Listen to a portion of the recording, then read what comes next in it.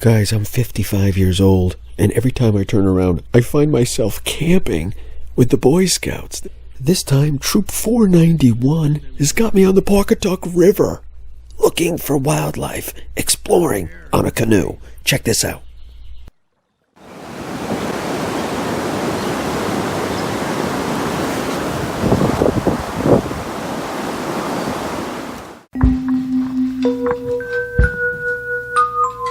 Look at this beauty! What is it? Oh my gosh, it's enormous! Can you see that? So, you've heard of the woolly bear caterpillar? Yeah. It's definitely not a woolly bear. You know why I know that? Because it's like way too woolly. It's the wrong time of season. Woolly bears come out in the fall. They have the brown and the black stripes. This is a different species of caterpillar. Don't know exactly what it is. It's starting to move. It's sensing the light. He's starting to move. He's like, wow, it's supposed to be dark. What are you guys doing? But that guy right there is another species of... All of a sudden, it becomes extremely obvious. There is an amazing creature up in the trees calling, and we don't know what it is. Have a listen.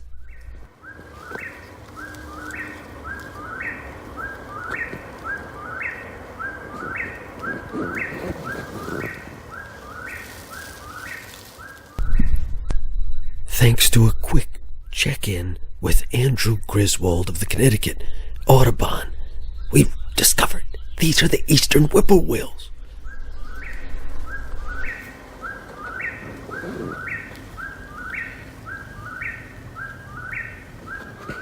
There's eggs.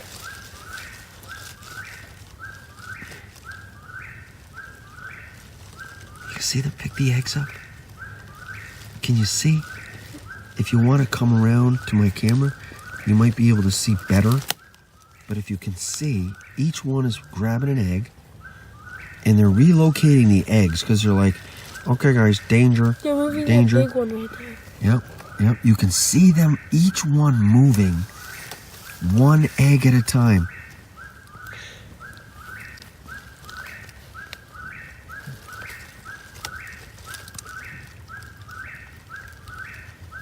Ants are basically blind, visually blind. They don't have the ability like you and I to see. How do they know where to go? They're like Well, that's partially true. It's a little deeper than that. Eat your feet because their feet that transmit sounds. Ants have the ability to detect chemicals in the air and on the ground. You're on the expedition. This is Scott Tucker. Stick with us.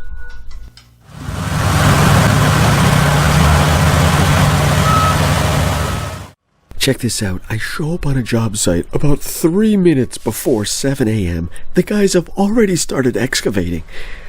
Throw up the hands, stop everything just before the bulldozer goes over these wooden boards. We flip them to find these amazing brown snakes. And it would have been certain death. Unlike the garter snake, these guys are typically brown, but they'll be found in the same type of location. Welcome to the expedition. Scott Tucker here, Expedition Earth. I am privileged and grateful to announce I am about to hand these beautiful little bunny rabbits off to a rehabilitator, Lisa. I'm going to just leave her first name there. I don't think she wants to be involved in the exchange, so we'll just leave it at that. But right now, these two beautiful bunny rabbits are in my possession thanks to Compass Enterprises. Mike LaFleur, Mike Welsh. You two guys are just giants among men. I want to thank you guys so much for actually caring enough. They found these 2 rabbits, which I'm going to kind of show you right down there. They found these 2 little beauties in a pipe on a construction job in West Hartford this morning. And they called me and said, Scott, what do we do? What do we do? So it's pouring rain right now. I've already driven probably about 45 to 60 miles to try to meet this rehabilitator in a neutral location, and right now, if all goes well, she'll be here. But look at these little gorgeous creatures. Let's get back on them. It's pouring rain. Oh my God, I gotta get back in the car. I'm trying to keep them nice. Oh, here she is right here, I think. Oh, look at the little beauties. There she is. Let's see if she'll come here. Okay, guys, we're gonna have to go off. Okay, thank you. We'll be back. Say good luck to these little beauties. There she is right here. Okay, bye-bye. As we just watched my neighbor running down the road, it occurs to me, young man, that it's quite obvious that people are utilizing roadway pavement, aka asphalt, as a ways and means to get exercise by running and pounding their joints, their metatarsals, their hip joints, their knee joints. They're pounding and driving themselves into the pavement. And what's the big surprise then? We're having to replace our joints. These roads are designed for vehicular traffic. They're not designed for human beings to be pounding and running themselves back and forth. They're not designed for that. Is it any wonder why I will bet you $50 somehow, some way, somebody's connected with the running industry and also tied in with the medical industry? Everybody stay in shape. Everybody run, run, run. Let's go on another road race, everybody. Meanwhile, everyone's laughing all the way to the bank because they got to pay for knee replacement, hip replacement. Human beings were designed to sprint short distances, to outrun a saber-toothed cat or a woolly mammoth. We're not designed to run 25, 30 minutes. That's not the way our bodies are designed. Do you follow me? I'm really tired right now. Listen, we're finally at the drop-off point. I love you. When you go into your gym class this morning and they're asking you, when they're asking you the next time to run 40 minutes, insist that it's on grass, and if it's not, tell them, we're not designed to do this. Nope. I love you. Have a great day.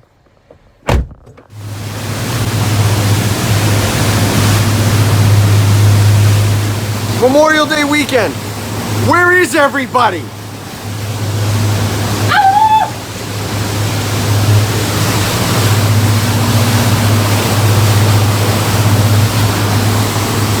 Mike LaFleur, where are you? It's Friday, 6 p.m. Plum Gut people, Facebook Live. We're going through the gut. Nothing can stop us now. Small Craft Advisory, my ass. Think I can? Memorial Day man. Memorial Day man. People, it's time to play. Summer's here. Get outside. Woo! We're taking them over the bow, people. We're taking them over the bow. Hold on for dear life. You're on the expedition. The first time in history we're going Facebook Live aboard the Kobayashi Maru on a Friday night. We're heading to Greenport. We got a very small crew. A crew of 2. Me and Cynthia Allberg. That's all we got. Stay tuned. There's going to be some pretty crazy things happening. I can't. Oh. Sorry, if we were not heading south with a northerly wind, look at my. Watch this. We'll get up to 22 knots. 22. Yep. If we did not have that kind of situation, we'd be in trouble. Temperatures good. RPM's good. We're locked in on 16 in case anything crazy happens. Channel 16, y'all. Okay, listen. The expedition's just getting started. If you're down south in the sweltering heat, Christine, you know who I'm talking to right now. It's a beautiful 70 degrees.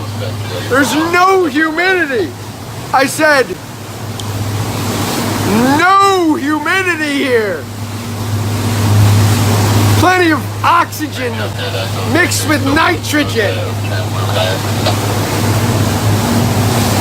Greenport, here we go. Expedition Earth, stick with us.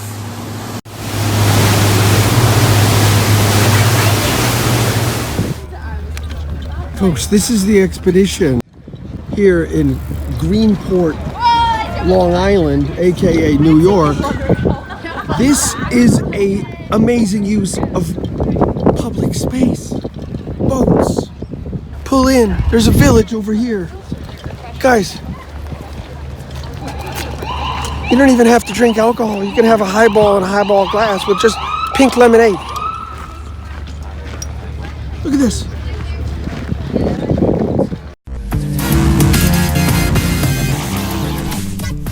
Why Block Island? Why in good Lord's name would you go to Block Island? You must be stuck in some sort of a wormhole or another universe to go back over and over again to fight the crowds, the insanity, the high prices.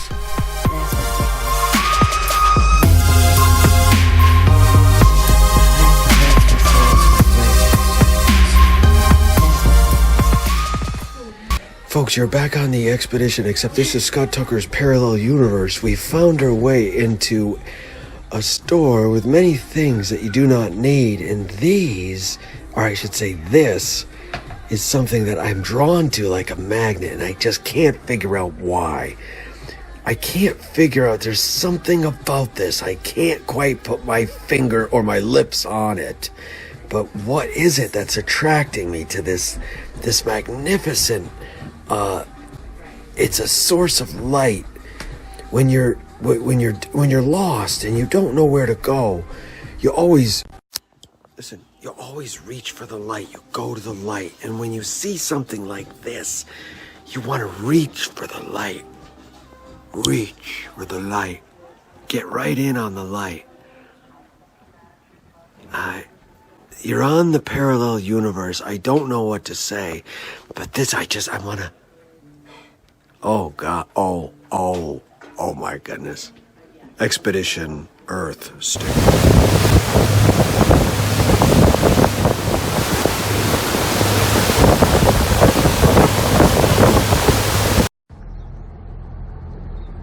Saturday morning, day 2 of the adventure. A little known place called I'm Not Telling Ya. Long Island. I suppose those of you smart enough could look at a GPS locator and find out where I am. But there's nobody here. As you can see, we'll do a little sweep. Unlike the Block Island crowd right now, there's nobody here. Nobody. Just me and my little crew of 2. Sure, my hair doesn't look very good. Sure, it's okay. This is the expedition. A terminal moraine left over from a glacier 14,000 to 18,000 years ago. We're going to attempt to get up a little closer here shortly and see what we can find.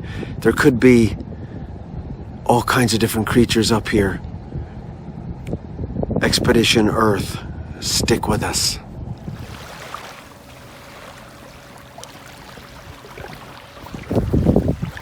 It's an undisclosed area. I can't even discuss where we are. Expedition Earth. Listen to this sound, if you can hear it.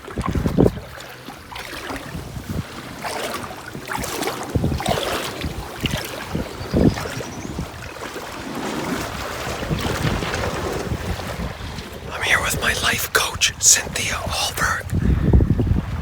We just made landfall. A small island. There's the Maru. There's little baby Maru.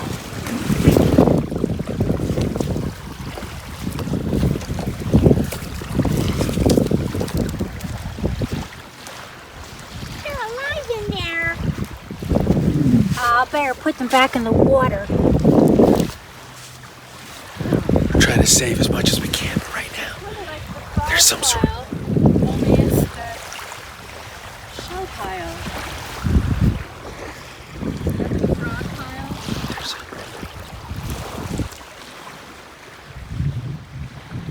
Look at this. There it is right there. What the hell is that noise? It's like this it crescendos the sound. Some sort of a species of bird. There it is.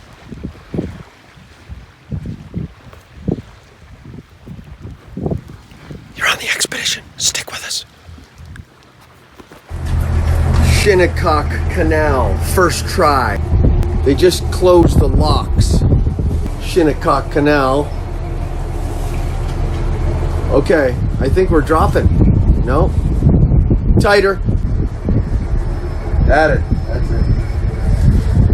No fenders, no bumpers, no nothing. We can do this. You're on the expedition. We're on the Shinnecock Canal. Crew of 1. Never gone through the Shinnecock Canal. Apparently you don't want to tie off. You just want to keep it loose.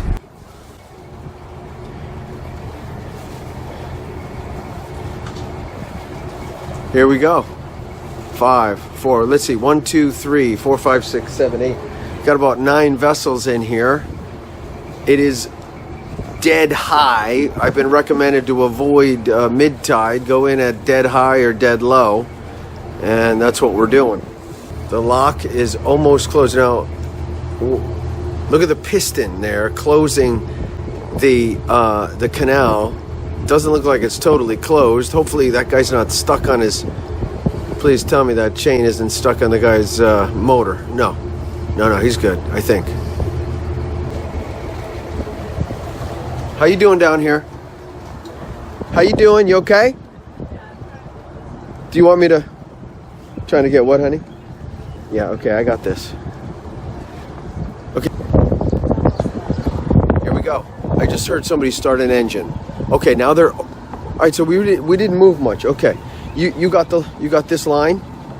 I don't know. Yes, here. You got the line. Here we go. This is the real deal, y'all. Real deal. Okay, it looks like we got to go forward. Ready? You're gonna have to push me just a hair. No, you don't have to push. That's okay. Ready? Okay, it's too complicated now.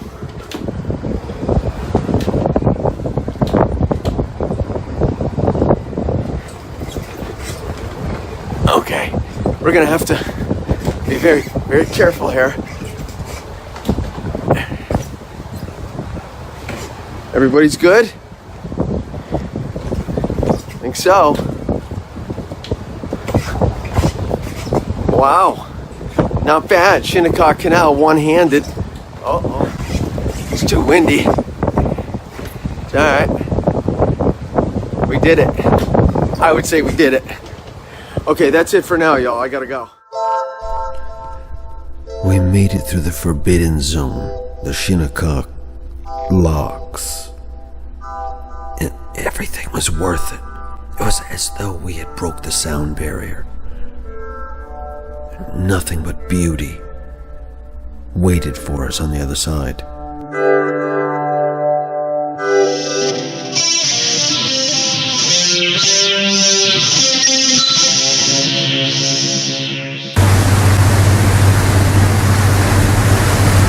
darker than the inside of a cow. We're running at night. The locks were only going to open at 11 in the morning. We never would have made it back in time. Didn't want to run out in the Atlantic Ocean at this point, so we're inside the Peconic Bay. And it's blacker than the inside of a cow. Can you see? It's dark. It's dark. We're going to tick it down here a couple RPM shortly and try to look for a place to tuck in for the night. Might be the smart move.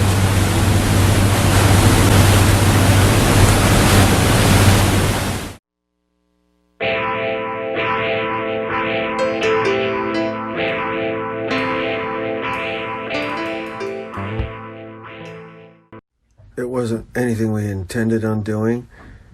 We were all kicked back out there at Oakland's, and all of a sudden it's just dawned on me, let me call Shinnecock Canal. Let me call the locks. I didn't realize it, but I already had them on my speed dial. So when I found the number, I called the locks, and I said, look, I've never come back through. I just came in at high tide, but I've never been through during low tide, and how do I get in there? Can I come through tomorrow morning? And she said, no, you can't. So all of a sudden it was like, okay, we're not going to run the thing on the outside in the Atlantic around Montauk, and we're going. So we went right out of Oakland's, which is in Shinnecock Bay, and all of a sudden you realize there's no water anywhere. It's low tide, and you are so close. Everywhere you turned, you're basically you're going to run into the mud. And so we just squeaked our way out of there, and sure enough, it turns pitch black. Before you know it, the sun just drops like a bomb, and you're running in the dark, and you just didn't expect it. But thank goodness my crew of two, me and that other girl, well, she was down here nursing some.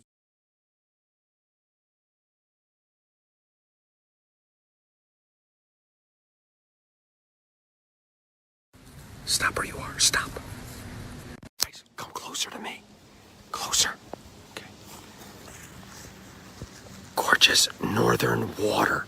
His head is sticking towards the water. Do you see him? Gorgeous northern water. You're gonna need somebody to grab this camera and hold on to it. You're gonna film me. I am gonna dive in. I'm gonna probably get bit. It's not about trying to be crazy and act crazy. I want you to hold this snake and have a chance to experience it. Now, the key thing right now is to go in low and to go in quickly. This thing is warmed up and guaranteed it's ready for escape mode. Okay, who's gonna take the camera? Can I trust Race to? I need someone to be as steady and still as a ninja.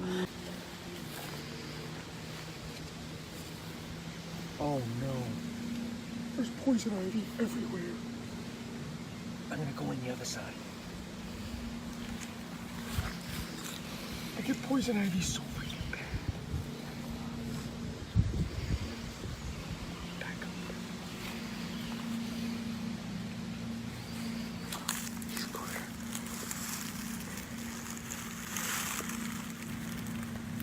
Gorgeous snake. Beautiful snake.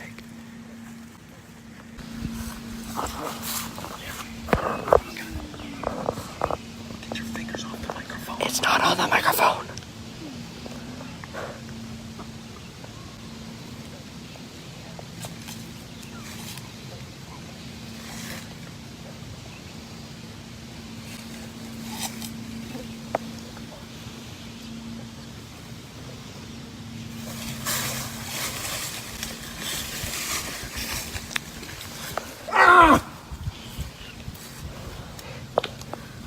Oh, he got me good.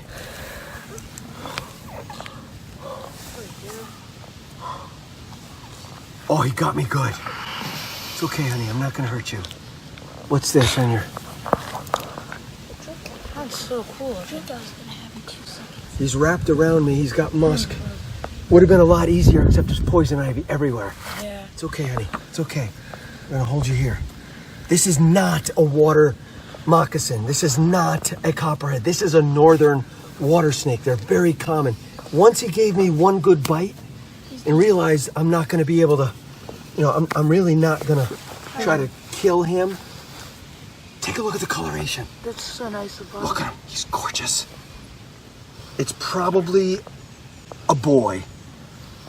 We've talked about this many times. Do you know how we know? You can't get that close and be in focus, honey. Look at him. Beautiful northern water snake. We got our snake, guys. We got our snake. You're on the expedition. We got Trevor. We got Ryan. We got Race, okay? He's having a tough time holding the camera. Hold it just like that. Thank you. We finally capture a snake. It's the most amazing thing in the world to capture a snake and release it, okay? Nobody got injured in the filming of this snake catching episode. Yes. Except, of course, I'm a little bloody. Maybe mentally. But listen up, okay? Keep it tilted back this way, just a little bit that way. Thank you.